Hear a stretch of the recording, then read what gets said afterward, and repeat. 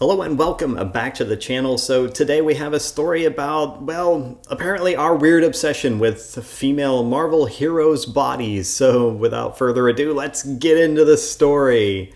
All right, so here we are, Tatiana Maslany. At least she, I guess, never disappoints in her comments. SheHulk attorney-at-law actress Tatiana Maslany is calling out the unrealistic body standards associated with being a female superhero. The star of the new Marvel series, which debuted on Disney Plus Thursday, addressed pop culture's infatuation with heroes being super muscular, telling Entertainment Tonight she loves She-Hulk because she represents a different body and a different perception from the outside. It's not even real, Tatiana. It's not real. It's CGI. I think there's a cultural obsession with a certain physique that goes along with these movies sometimes. I certainly fell prey to that idea, and I definitely don't think that it's a thing that we should be pursuing because it's just these weird standards that none of us can actually keep up with unless we're going to the gym 1,000 times a week. Well, look, first of all, I think that there are definitely people who get ready for parts. I mean, look at what Thor did. Look at what Chris Hemsworth did for the Thor movies. He got into amazing shape. So just look what Chris Pratt did. He went from the guy on the left for Parks and Recreation to totally ripped guy for Guardians of the Galaxy. So it's not like it can't be done. So look, some people were just expecting her to be the more muscular form of She-Hulk, but She-Hulk has had many different appearances over time. So I kind of understand what she's getting at here, but at the same time, I don't think that she understands the actual criticism that's coming. So we can see this kind of appearance. This is, one version of the character, but we see over time that these characters have looked very differently. So we have the savage She-Hulk. We have She-Hulk in the Fantastic Four. Obviously more muscular and defined, but maybe not like a super bodybuilding looking, but definitely like she's ripped, all right? Then we have this, which is a little more subdued, and this is a little closer to what I think we're actually seeing in the show. We also have this She-Hulk, which, again, I think what we're seeing is a little more like this in the show, right? Very feminine and with a lot of curves, but a little bit of muscle. And then this is like the super muscular version, and obviously that version does exist, but obviously this is not what we got, and that's fine, right? That's not an issue for me. Other than the people who really were just expecting the super ripped She-Hulk, I don't think most people have an issue with this. I didn't have an issue with this. Trust me, I did an entire 27 points of everything that was cringe in the first episode of She-Hulk, and never at once did I talk about her muscles or the shape of her body being too feminine, being not feminine enough. You know what I talked about? I talked about this. I talked about the fact that Bruce has texture on his skin, like real skin has texture. He's got some wrinkles. He's got he's pretty ripped, so you can see some veins coming through. You can see the stubble on his face. It gives him a ton of character, and it makes him look very realistic when you compare one to the other. Again, this versus this. These are the same creatures, right? You have one and the other, and it's just a little weird looking. What you get is a texture on her skin or a lack of texture on her skin, and it gives us this little bit of rubbery quality or rubbery appearance, in my opinion. Again, that's just my opinion, but that seems to be what the issue is for me. And look, let's not pretend like there isn't an obsession over characters and over how they're portrayed and how they're represented. I mean, we can go back to Harry Potter and the things that were said about Harry Potter when Daniel Radcliffe was first put forth as Harry Potter, when it was first announced. People started nitpicking all sorts of little things like, oh, well, he doesn't have green eyes, and the character actually has green eyes, and that's a big thing in the book.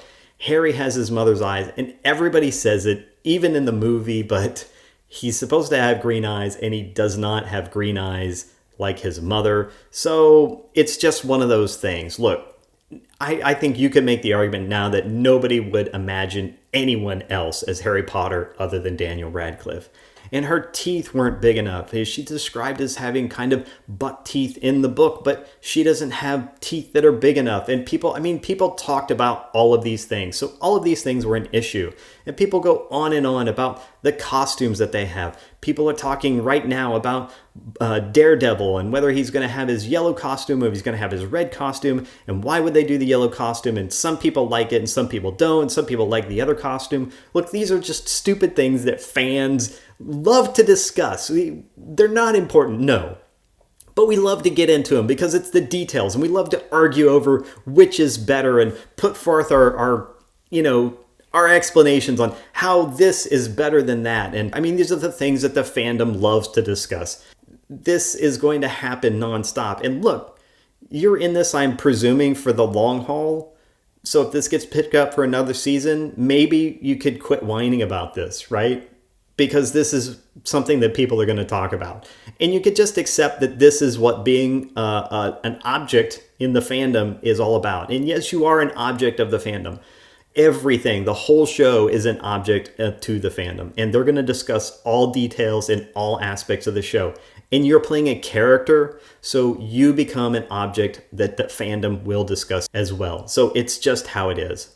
I would highly urge you to just kind of get over yourself and just accept the fact that you're in a fandom. Now, yeah, when it comes to unrealistic expectations, yeah, there's always going to be some unrealistic expectations. But in terms of whether you need to personally get fit and all that, well, no, that's not your role in the show, actually.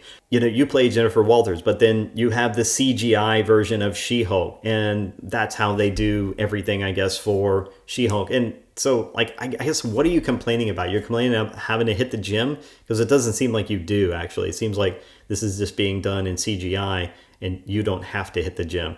So just to add one last thing, I have an issue with her complaining about this, quote, weird obsession with female Marvel heroes' bodies when she knows everything that's described in the book, everything that's been drawn on a page somewhere is always going to be scrutinized. And then the person who plays a character is going to be scrutinized against what we've received in the past. So it's extremely disingenuous for her to make this out to be a weird obsession that people have, and it's only an obsession with female Marvel heroes' bodies. Further, she spends the time in this show, a significant amount of time in this show, as her character, of course, talking about Steve Rogers, about Captain America, about his butt, about whether he's a virgin or not, about all this stuff, sexualizing and objectifying him as a man. And yet she doesn't have any issue with the fact that the show is perpetuating the same kind of objectification that she is complaining about here.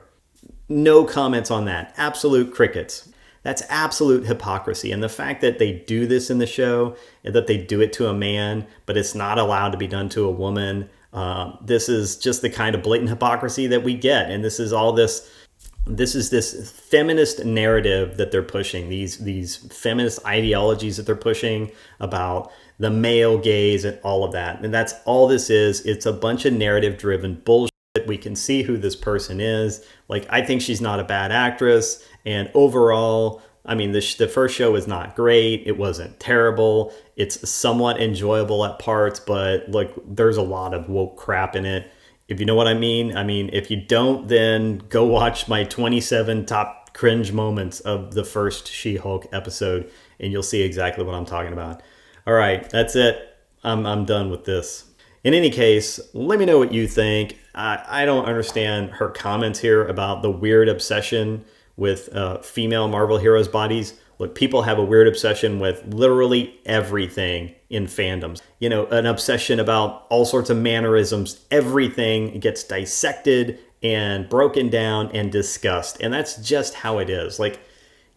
Maybe, God, just fucking get over yourself, all right? What do you think? Let me know down in the comments below. In the meantime, if you want to continue to Hulk smash the narrative, I hope She-Hulk actually starts Hulk smashing some stuff, because so far I'm not impressed. But if you want to continue to Hulk smash the narrative, then smash the like, subscribe, and share buttons, and I will see you in the next video.